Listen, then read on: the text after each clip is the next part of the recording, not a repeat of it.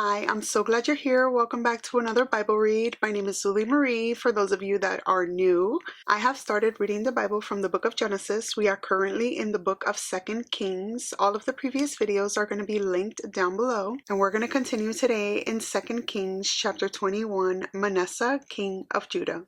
And the Bible reads, Manasseh was 12 years old when he became king, and he reigned in Jerusalem 55 years. His mother's name was Hephzibah. He did evil in the eyes of the Lord, following the detestable practices of the nations the Lord had driven out before the Israelites. He rebuilt the high places his father Hezekiah had destroyed. He also erected altars to Baal and made an Asherah pole, as Ahab the king of Israel had done. He bowed down to all the starry hosts and worshipped them. He built altars in the temple of the Lord, of which the Lord had said, "In Jerusalem I will put my name." In the two courts of the temple of the Lord he built altars to all the starry hosts. He sacrificed his own son in the fire, practiced divination, saw omens, and consulted mediums and spiritists. He did much evil in the eyes of the Lord, arousing his anger. He took the carved Asherah pole he had made and put it in the temple, of which the Lord had said to David and to his son Solomon, "In this temple and in Jerusalem, which I have chosen out of all the tribes of Israel, I will put my name forever.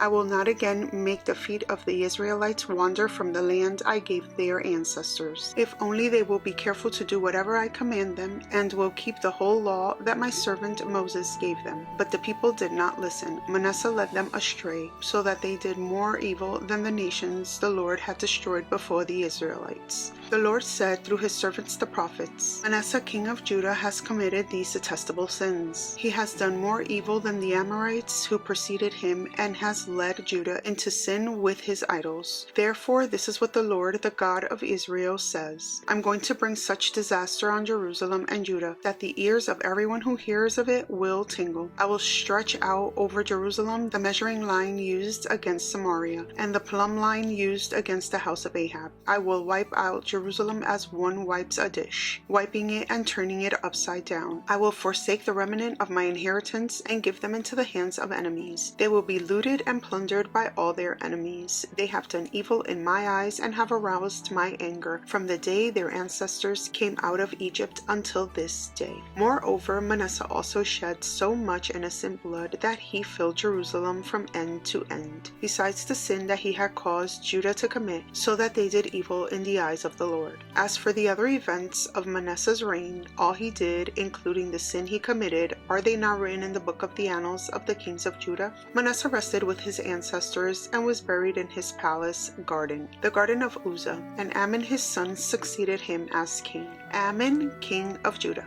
Amon was 22 years old when he became king, and he reigned in Jerusalem 2 years. His mother's name was Meshullemeth, daughter of Haruz. She was from Jotbah. He did evil in the eyes of the Lord, as his father Manasseh had done. He followed completely the ways of his father, worshipping the idols his father had worshipped and bowing down to them. He forsook the Lord, the God of his ancestors, and did not walk in obedience to him. Amon's officials conspired against him and assassinated the king in his palace. Then the people of the land killed all who had plotted against King Amon, and they made Josiah his son king in his place. As for the other events of Amon's reign and what he did, are they not written in the book of the annals of the kings of Judah? He was buried in his tomb in the garden of Uzzah, and Josiah his son succeeded him as king. 2 Kings chapter 22, the book of the law found. Josiah was 8 years old when he became king, and he reigned in Jerusalem 31 years. His mother's name was Jedediah, daughter of Adadiah. She was from Boscath. He did what was right in the eyes of the Lord, and followed completely the ways of his father David, not turning aside to the right or to the left. In the 18th year of his reign, King Josiah sent the secretary Shaphan, son of Azaliah, the son of Meshullam, to the temple of the Lord. He said, "Go up to Hilkiah the high priest, and have him get ready the money that has been brought into the temple of the Lord, which the doorkeepers have collected from the people. Have them entrusted to the men appointed to supervise the work on the temple, and have these men pay the workers who repair the temple of the Lord, the carpenters, the builders, and the masons. Also have them purchase timber and dressed stone to repair the temple, but they need not account for the money entrusted to them, because they are honest in their dealings." Hilkiah the high priest said to Shaphan the secretary, "I found the book of the law in the temple of the Lord." He gave it to Shaphan, who read it. Then Shaphan Shaphan the secretary went to the king and reported to him,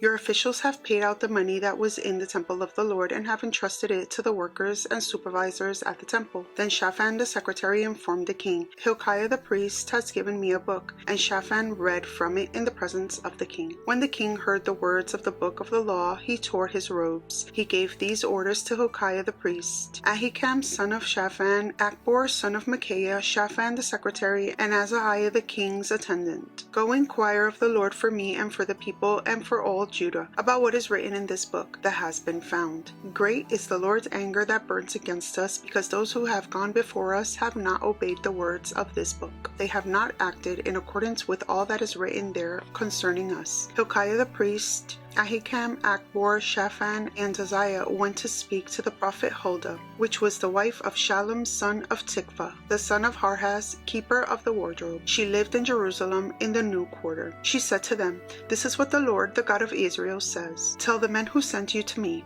this is what the Lord says. I am going to bring disaster on this place and its people according to everything written in the book the king of Judah has read, because they have forsaken me and burned incense to other gods and aroused my anger by all the idols their hands have made. My anger will burn against this place and will not be quenched. Tell the king of Judah who sent you to inquire of the Lord, this is what the Lord, the God of Israel, says concerning the words you heard. Because your heart was responsive and you humbled yourself before the Lord when you heard what I have spoken against this place and its people, that they would become a curse and be laid waste, and because you tore your robes and wept in my presence, I also have heard you, declares the Lord. Therefore I will gather you to your ancestors, and you will be buried in peace. Your eyes will not see all the disaster I am going to bring on this place."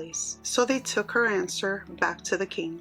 2 Kings chapter 23, Josiah renews the covenant. Then the king called together all the elders of Judah and Jerusalem. He went up to the temple of the Lord with the people of Judah, the inhabitants of Jerusalem, the priests and the prophets, all the people from the least to the greatest. He read in their hearing all the words of the book of the covenant, which had been found in the temple of the Lord. The king stood by the pillar and renewed the covenant in the presence of the Lord, to follow the Lord and keep his commands, statutes and decrees with all his heart and all his soul, thus confirming the words of the covenant written in this book. Then all the people pledged themselves to the covenant. The king ordered Hilkiah the high priest, the priests next in rank, and the doorkeepers to remove from the temple of the Lord all the articles made for Baal and Asherah and all the starry hosts. He burned them outside Jerusalem in the fields of the Kidron Valley and took the ashes to Bethel. He did away with the idolatrous priests appointed by the kings of Judah to burn incense on the high places of the towns of Judah and on those around Jerusalem. Those who burned incense to Baal, to the sun and moon, to the constellations, and to all the starry hosts, he took the Asherah pole from the temple of the Lord to Kidron Valley outside Jerusalem and burned it there. He ground it to powder and scattered the dust over the graves of the common people. He also tore down the quarters of the male shrine prostitutes that were in the temple of the Lord, the quarters where women did weaving for Asherah. Josiah brought all the priests from the towns of Judah and desecrated the high places, from Geba to Beersheba, where the priests had burned incense. He broke down the gateway at the entrance of the gate of Joshua, the city governor, which was on the left of the city gate. Although the priests of the high places did not serve at the altar of the Lord in Jerusalem, they ate unleavened bread with their fellow priests. He desecrated Topheth, which was in the valley of Ben Hinnom, so no one could use it to sacrifice their son or daughter in the fire to Molech.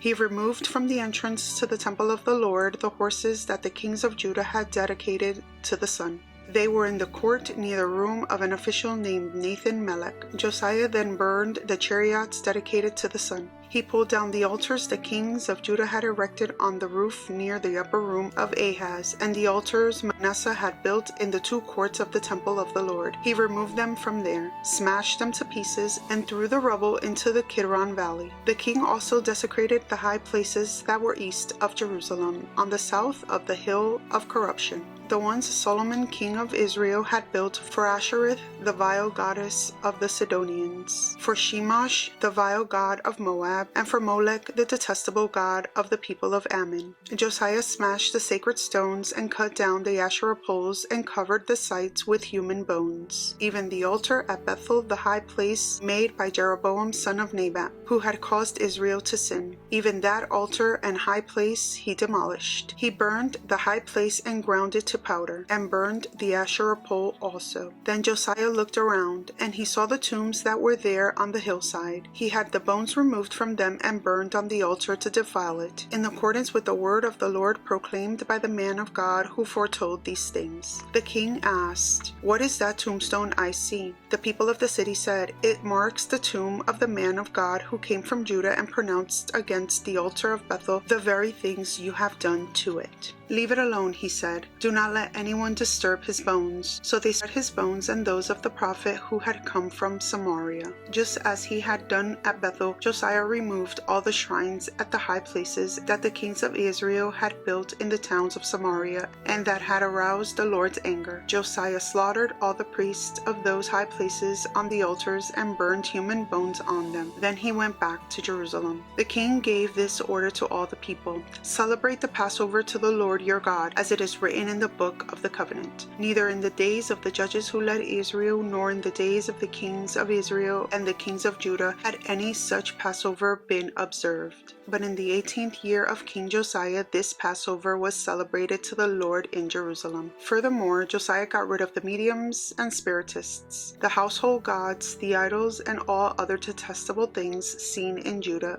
and Jerusalem. This he did to fulfill the requirements of the law written in the book that Hilkiah the priest had discovered in the temple of the Lord. Neither before nor after Josiah was there a king like him who turned to the Lord as he did, with all his heart and with all his soul and with all his strength, in accordance with all the law of Moses. Nevertheless, the Lord did not turn away from the heat of his fierce anger, which burned against Judah because of all that Manasseh had done to arouse his anger. So the Lord said, "I will remove Judah also from my presence as I removed Israel, and I will reject Jerusalem, the city I chose, and this temple about which I said, my name shall be there." As for the other events of Josiah's reign and all he did, are they not written in the book of the annals of the kings of Judah? While Josiah was king, Pharaoh Necho, king of Egypt, went up to the Euphrates River to help the king of Assyria. King Josiah marched out to meet him in battle, but Necho seized him and killed him at Megiddo. Josiah's servants brought his body in a chariot from Megiddo to Jerusalem and buried him in his own tomb. And the people of the land took Jehoaz, son of Josiah, and anointed him and made him king in place of his father.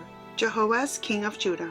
Jehoaz was 23 years old when he became king, and he reigned in Jerusalem 3 months. His mother's name was Hamutal, daughter of Jeremiah. She was from Libnah. He did evil in the eyes of the Lord, just as his predecessors had done. Pharaoh Necho put him in chains at Riblah, in the land of Hamath, so that he might not reign in Jerusalem. And he imposed on Judah a levy of 100 talents of silver and a talent of gold. Pharaoh Necho made Eliakim, son of Josiah, king in place of his father Josiah, and changed Eliakim's name to Jehoiakim. But he took Jehoaz and carried him off to Egypt, and there he died. Jehoiakim paid Pharaoh Necho the silver and gold he demanded. In order to do so, he taxed the land and extracted the silver and gold from the people of the land according to their assessments. Jehoiakim, king of Judah.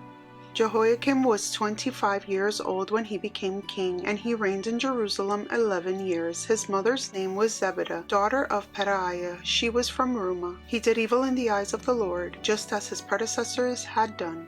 2 Kings chapter 24. During Jehoiakim's reign, Nebuchadnezzar, king of Babylon, invaded the land, and Jehoiakim became his vassal for 3 years. But then he turned against Nebuchadnezzar and rebelled. The Lord sent Babylonian, Aramean, Moabite, and Ammonite raiders against him to destroy Judah, in accordance with the word of the Lord proclaimed by his servants and prophets. Surely these things happened to Judah according to the Lord's command, in order to remove them from his presence because of the sins of Manasseh and all he had done, including the shedding of innocent blood, for he had filled Jerusalem with innocent blood, and the Lord was not willing to forgive. As for the other events of Jehoiakim's reign, and all he did, are they not written in the book of the annals of the kings of Judah? Jehoiakim rested with his ancestors, and Jehoiachin his son succeeded him as king. The king of Egypt did not march out from his own country again, because the king of Babylon had taken all his territory from the Wadi of Egypt to the Euphrates River. Jehoiachin, king of Judah.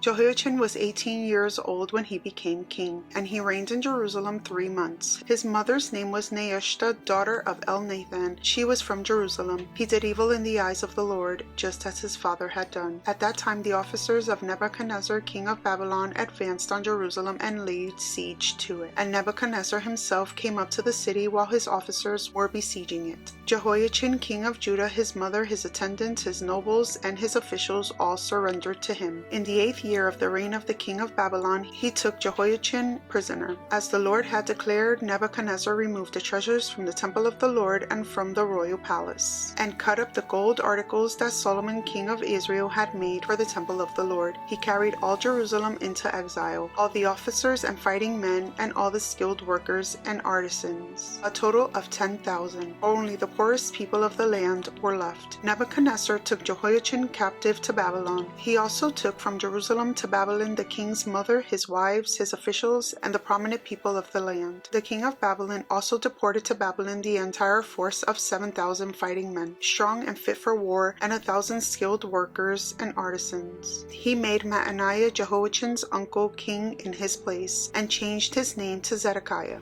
Zedekiah, king of Judah. Zedekiah was 21 years old when he became king, and he reigned in Jerusalem 11 years. His mother's name was Hamutal, daughter of Jeremiah. She was from Libnah. He did evil in the eyes of the Lord, just as Jehoiakim had done. It was because of the Lord's anger that all this happened to Jerusalem and Judah, and in the end he thrust them from his presence. The fall of Jerusalem. Now Zedekiah rebelled against the king of Babylon. 2 Kings chapter 25. So in the 9th year of Zedekiah's reign, on the 10th day of the 10th month, Nebuchadnezzar, king of Babylon, marched against Jerusalem with his whole army. He encamped outside the city and built siege works all around it. The city was kept under siege until the 11th year of King Zedekiah. By the 9th day of the 4th month, the famine in the city had become so severe that there was no food for the people to eat. Then the city wall was broken through, and the whole army fled at night through the gate between the two walls near the king's garden. Though the Babylonians were surrounding the city, they fled toward the Arabah, but the Babylonian army pursued the king and overtook him in the plains of Jericho. All his soldiers were separated from him and scattered, and he was captured. He was taken to the king of Babylon at Riblah, where sentence was pronounced on him. They killed the sons of Zedekiah before his eyes. Then they put out his eyes, bound him with bronze shackles, and took him to Babylon. On the 7th day of the 5th month, in the 19th year of Nebuchadnezzar, king of Babylon, Nebuzaradan, commander of the imperial guard and official of the king of Babylon, came to Jerusalem. He set fire to the temple of the Lord, the royal palace, and all the houses of Jerusalem. Every important building he burned down. The whole Babylonian army under the commander of the imperial guard broke down the walls around Jerusalem. Nebuzaradan, the commander of the guard, carried into exile the people who remained in the city, along with the rest of the populace and those who had deserted to the king of Babylon. But the commander left behind some of the poorest people of the land to work the vineyards and fields. The Babylonians broke up the bronze pillars, the movable stands, and the bronze sea that were at the temple of the Lord, and they carried the bronze to Babylon. They also took away the pots, shovels, wick trimmers, dishes, and all the bronze articles used in the temple service. The commander of the imperial army took away the censers and sprinkling bowls, all that were made of pure gold or silver. The bronze from the two pillars, the sea, and the movable stands which Solomon had made for the temple of the Lord was more than could be weighed. Each pillar was 18 cubits high. The bronze capital on the top of one pillar was 3 cubits high and was decorated with a network and pomegranates of bronze all around. The other pillar with its network was similar. The commander of the guard took as prisoners Serariah the chief priest, Zephaniah the priest next in rank, and the 3 doorkeepers. Of those still in the city, he took the officer in charge of the fighting men and 5 royal advisors. He also took the secretary, who was chief officer in charge of conscripting the people of the land, and 60 of the conscripts who were found in the city. Nebuzaradan the commander took them all and brought them to the king of Babylon in Riblah. There at Riblah in the land of Hamath the king had them executed. So Judah went into captivity away from her land. Nebuchadnezzar king of Babylon appointed Gedaliah son of Ahikam the son of Shaphnah to be over the people he had left behind in Judah. When all the army officers and their men heard that the king of Babylon had appointed Gedaliah as governor, they came to Gedaliah at Mizpah. Ishmael son of Nathaniah, Johanan son of Kareah, Sariah son of Tanumeth the Nephatite, Jazaniah the son of the Maacathite, and their men. Gedaliah took an oath to reassure them and their men. Do not be afraid of the Babylonian officials, he said. Settle down in the land and serve the king of Babylon, and it will go well with you. In the 7th month, however, Ishmael son of Nathaniah, the son of Elishama, who was of royal blood, came with 10 men and assassinated Gedaliah and also the men of Judah, and the Babylonians who were with him at Mizpah. At this, all the people from the least to the greatest, together with the army officers, fled to Egypt for fear of the Babylonians. Jehoiachin's release. In the 37th year of the exile of Jehoiachin, king of Judah, in the year Marduk became king of Babylon, he released Jehoiachin, king of Judah, from prison. He did this on the 27th day of the 12th month. He spoke kindly to him and gave him a seat of honor higher than those of the other kings who were with him in Babylon. So Jehoiachin put aside his prison clothes and for the rest of his life ate regularly at the king's table. Day by day the king gave Jehoiachin a regular allowance as long as he lived. We're going to conclude our reading here for today. If you haven't already subscribed, please do so. In our next reading, we're going to start the first book of Chronicles, and I'm super excited for it. I hope to see you back in my next one. Many blessings to you. Bye.